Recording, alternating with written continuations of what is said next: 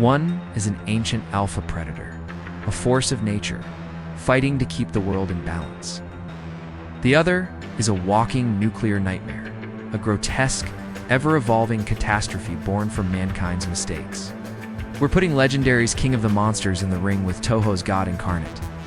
These are two of the most powerful Godzillas to ever stomp across the big screen. But which one is the true king? Let's break it down.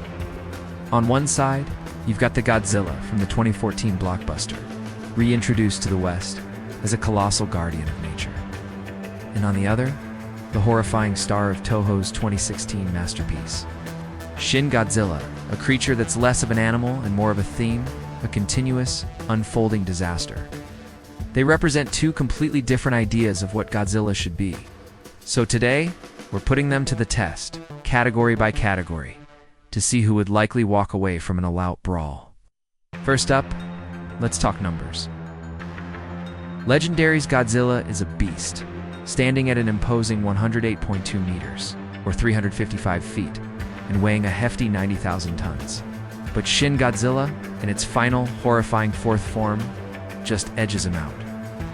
It measures 118.5 meters, or about 389 feet tall, and weighs 92,000 tons. So, round one, on paper, goes to Shin, but as we're about to see, size is just a tiny part of this monstrous equation. So, what happens when these two throw down in a good old-fashioned brawl? Well, this category has a clear, decisive winner. Legendary's Godzilla. This titan is a brawler through and through. It's built like a heavyweight champion. With a powerful upper body, savage claws, and an animalistic fighting style he's been honing for millions of years. He knows how to use his strength, his claws, and that massive tail to physically dominate his opponents. Just ask the MUTOs. Shin Godzilla, on the other hand, isn't much of a fighter. Its arms are tiny, withered stumps, and it moves with a slow, lumbering gait. While its sheer size can wreck a city, it has zero actual combat skill, relying instead on its other far more terrifying powers. In a straight-up fistfight, Legendary Godzilla would manhandle Shin Godzilla, no question. This is where the entire fight flips on its head. Legendary Godzilla's atomic breath is a classic and devastating weapon. Focused. A fiery blue beam of energy that was powerful enough to blast right through the female Muto. But Shin Godzilla's atomic power is just on another level. It doesn't just have one weapon, it has an entire arsenal. After its jaw unhinges in the stuff of nightmares, it unleashes a focused purple laser so precise it can slice through entire city blocks. But it doesn't stop there. Shin can redirect that energy, firing dozens of beams from its dorsal fins, and even from the tip of its tail, creating a 360-degree light show of total annihilation. The offensive output is just off the charts, and it wildly surpasses the single, powerful beam of its opponent. Both of these titans are unbelievably tough, but in very different ways. Legendary's Godzilla is a walking fortress. He survived the Castle Bravo nuclear tests in the 1950s, which were intended to kill him, and he can take a massive beating from other kaiju. However, he isn't invincible, can be hurt by advanced military weapons, and has vulnerable gills. Shin Godzilla, however, is practically immune to conventional weapons. Tanks, jets, missiles, they do almost nothing to it. Only highly specialized bunker-busting bombs were shown to cause it any visible harm. And here's the terrifying part. Shin Godzilla has an insane ability to rapidly heal and mutate. Any damage it takes, it can potentially recover from by evolving its body to counter the threat. That reactive evolution makes it almost impossible to put down for good. Let's look beyond raw power for a second. Darius.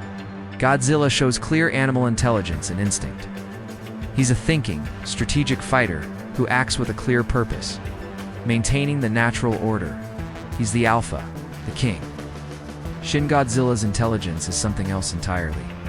It's a mindless, reactive organism driven by one thing: survival through evolution. It doesn't think, it adapts. And that is its ultimate X factor, the potential for limitless change. If it needed wings to fly, it could probably grow them. If it needed to reproduce to survive, it can spawn smaller, humanoid horrors from its own body, as we saw in the film's haunting final shot. It's a biological nightmare with no ceiling on its potential. So, who wins this clash of titans? While Legendary's Godzilla is the far superior physical fighter, the victory would almost certainly go to Shin Godzilla. The sheer power and versatility of Shin's multiple atomic beams would overwhelm Legendary's defenses from every angle. Even if the 2014 Godzilla managed to close the gap and inflict serious physical damage, Shin's ability to regenerate and evolve would make any victory short-lived. Legendary might win the first round, but the horror of Shin Godzilla is that it will simply adapt and come back for a second round, with a new form that its opponent would have no answer for. Shin Godzilla isn't just a monster, it's a living extinction event. Its victory doesn't come from strength, but from its horrifying, endless potential. But that's our take on it. Do you agree that Shin's terrifying evolution gives it the ultimate win? Or do you think the raw power and fighting skill of the King of the Monsters would carry the day? Drop your verdict in the comments below.